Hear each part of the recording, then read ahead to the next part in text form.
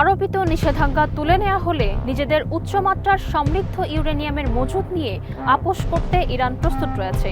রোববার ব্রিটিশ সংবাদ মাধ্যম বিবিসিকে দেয়া এক সাক্ষাৎকারে ইরানের উপপররাষ্ট্রমন্ত্রী মাজিদ তাখত রাভাঞ্চি এ মন্তব্য করেছেন।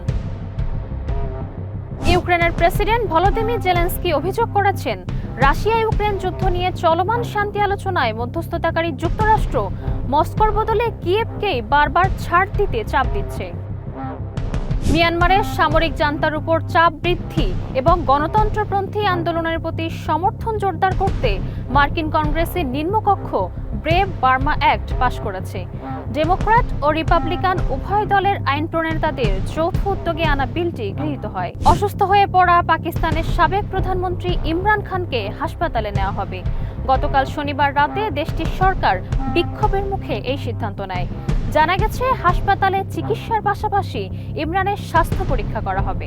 রাশিয়ার সবচেয়ে প্রভাবশালী বিরোধী নেতা অ্যালেক্সেই নাভালনিকে বিষাক্ত ডার্ট ফ্রগের বিষ প্রয়োগে হত্যা করা হয়েছে বলে জানিয়েছে যুক্তরাজ্য ও তার ইউরোপীয় মিত্ররা। নাভালনির হত্যাকাণ্ডের জন্য পুতিন প্রশাসনকে দায়ী করা হলেও অভিযোগ অস্বীকার করেছে ক্রেমলিন। ইসরায়েলি হামলায় রোববার ভোর থেকে গাজায় অন্তত 11 জন ফিলিস্তিনি নিহত হয়েছে। তবে একজন ইসরায়েলি সামরিক কর্মকর্তা দাবি করেছেন, যুদ্ধবিরতি লঙ্ঘনের প্রতিক্রিয়া হিসাবে এই হামলাগুলো চালানো হয়েছে। ভিয়েতনাম সরকার ইলন মাস্কের স্যাটেলাইট ইন্টারনেট কোম্পানি স্টারলিংককে দেশটিতে সেবা পরিচালনার লাইসেন্স দিয়েছে। বিষয়টি নিশ্চিত করেছে দেশটির রেডিও ফ্রিকোয়েন্সি নিয়ন্ত্রক কর্তৃপক্ষ। ইউরোপীয় ইউনিয়নের পররাষ্ট্রনীতি প্রধান কাজা কালাস যুক্তরাষ্ট্রের পক্ষ থেকে ইউরোপকে নিয়ে সমালোচনা জবাব দিয়েছেন।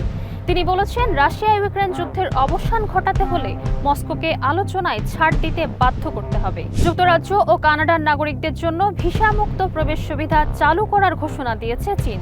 দেশটির কর্তৃপক্ষ কানাডা ও যুক্তরাজ্যের নাগরিকরা ভিসা ছাড়াই চীনে প্রবেশ করতে পারবেন বলে জানিয়েছে।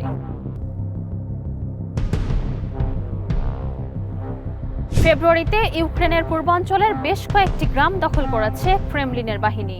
রাশিয়ার সেনাপ্রধান ভ্যালেরি গেরাসিম ইউক্রেনে অবস্থানরত মস্কোর সেনাদের পরিদর্শনকালে একথা বলেন।